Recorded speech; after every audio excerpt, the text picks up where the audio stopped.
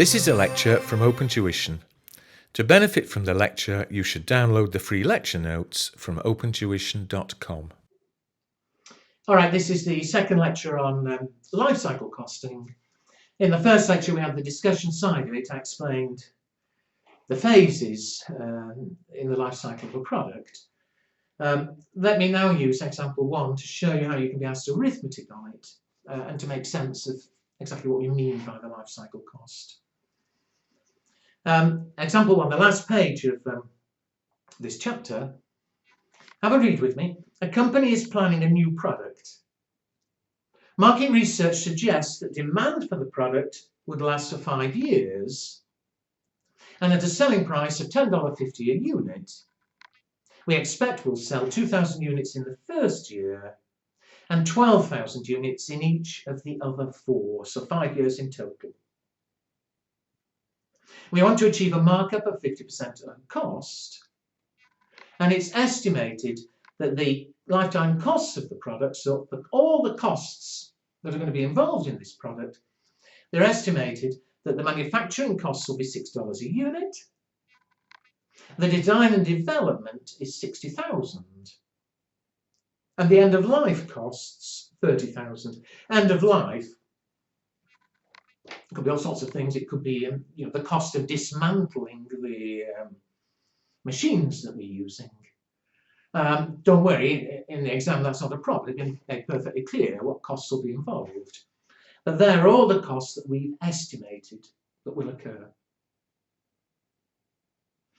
We're required to calculate. Now, although this lecture is on life cycle costing, quite neatly here, it could be combined with target costing, and we did that in the last chapter, so a little bit of revision.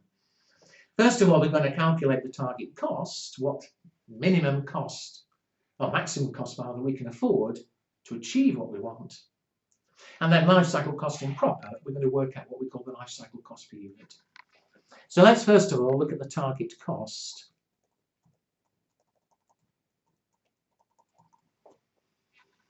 Remember the steps from the previous chapter. Determine a realistic selling price. So we've decided it'll be $10.50 a unit. Decide what our target is. It says we want to achieve a markup of 50% of cost.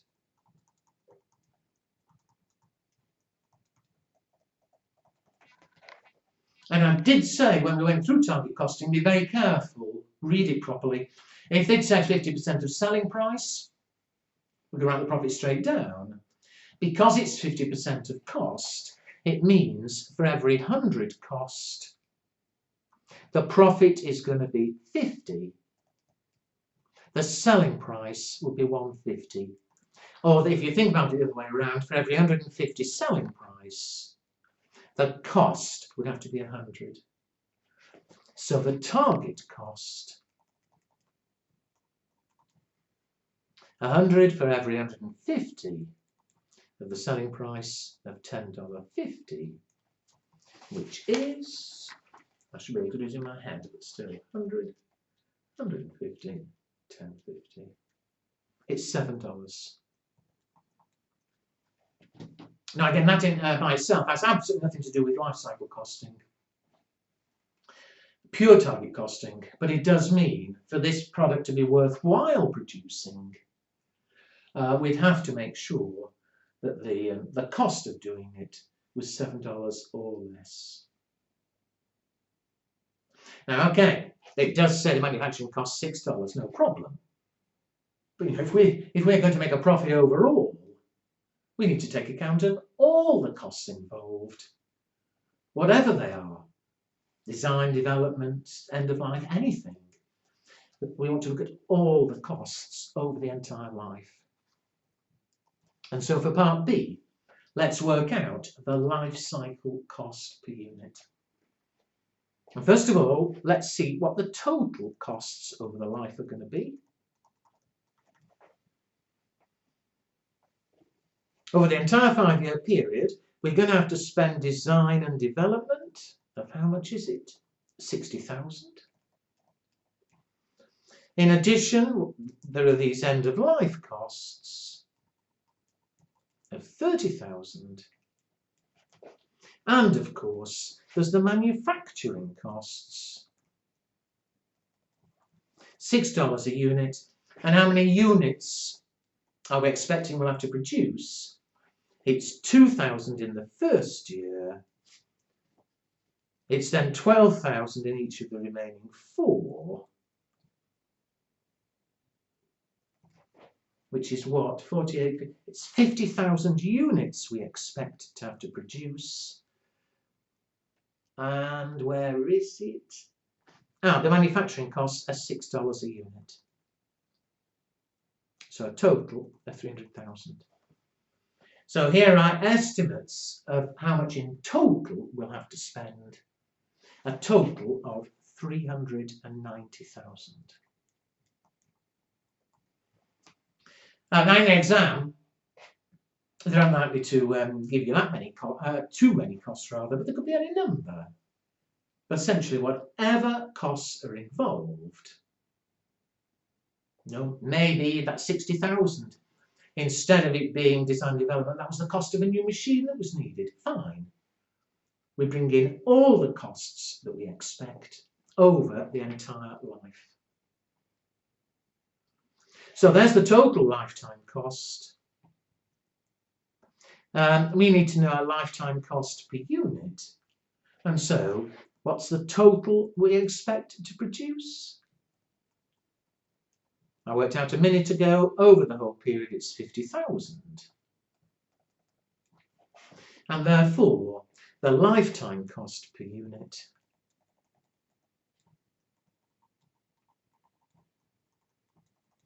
$390,000 in total. Oh dear.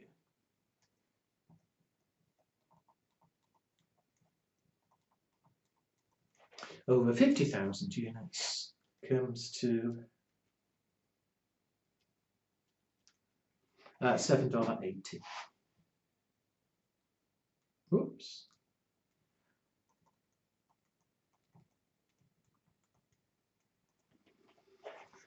And so that's like the average over its whole life. We expect it to cost $7.80 a unit. And forgetting part A for just 1 second, if we were going to make a profit overall, we'd want to charge more than $7.80 if we could. Even though we acknowledge, if you think back to the previous lecture, we acknowledge that initially we'll be losing money, but because later we'll be earning money, that's the price. The price will need to be fixed at around $7.80. Here, of course, we know the selling price, $10.50. Fine, it is profitable, but it's not achieving our target for profit because the target cost was $7.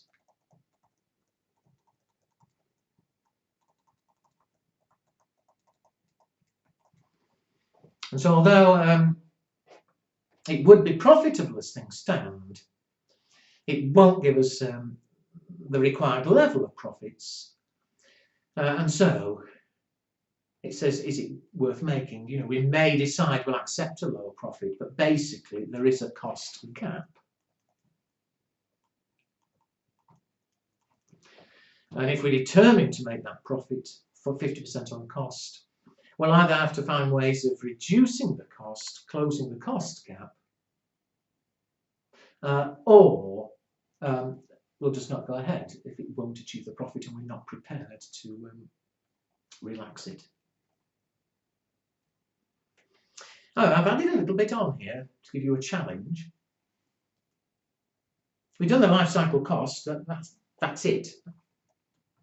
Add up total cost divided by total units, finished. However, it has been further estimated that if we were to spend an additional 20,000 on design, then the manufacturing cost per unit could be reduced. So you've seen what's currently happening. We're currently spending 60,000 on design, and the manufacturing costs are $6 a unit. If we're prepared to spend another 20,000 on design, then the manufacturing cost per unit, the $6, could be reduced. Perhaps we can get that cost down to $5 a unit or something. It says if the additional amount on design was to be spent, so if we did spend the extra 20, what's the maximum manufacturing cost per unit that could be allowed if we to achieve our required markup? Now, what might be a good idea actually is to pause this lecture and have a go yourself, and then unpause the lecture, resume it, and check your answer. Maybe you did pause and resume. I hope you did. I mean, have a go. Don't just watch me. But I will carry on and do an answer. I will say there are several ways you could go about arriving at the answer. I'll do it a way which I hope makes sense and it's understandable. If you've done it a different way and got the same answer, then absolutely fine. Doesn't matter how you do it, as long as obviously you get the right answer. If you do it a different way and got the wrong answer and don't understand why, well, have a think. Watch what I do. If you need to, ask the tutor. What I'll do is this. I don't know, you may find your way faster, slower, I don't know. But I'll say, if we're going to achieve our required markup, what do the total costs have to be?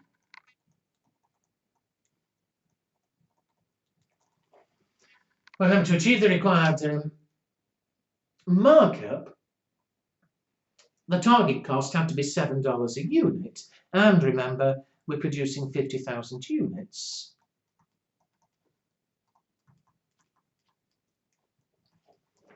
And so we need the total cost to be 350,000. And what will the cost be? Well, design and development. At the moment we estimated 60, but it says here we'll be spending an extra 20, so there'll be 80,000 spent on design and development. End of life costs, there's no mention of them changing. So presumably still 30, so 110 so far. And so the amount we could afford to spend on manufacturing must be the balance. Which is what, to get a total of 350, it must be 240,000.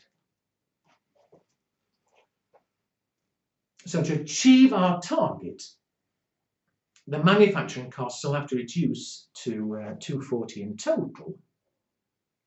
It wants to know the cost per unit that could be allowed. Well, the cost per unit, if a total of 240, it was 50,000 units that we're producing, and therefore 480 a unit. So if we can if this extra design cost of 20,000, if as a result we can get manufacturing costs down to 480, then the product would end up being worth doing, and it would obviously be worth spending that extra 20,000. So I hope that's clear. And again, as I did say, if you did have a go yourself and you got the same answer doing it a different way, fine. There are several ways you can go about it. That doesn't matter. What does matter, obviously, is you understand what's happening and you end up with the right answer. That's it for Lifecycle. But as always, do go and find the practice test and have a go at the 5 MCQs on this.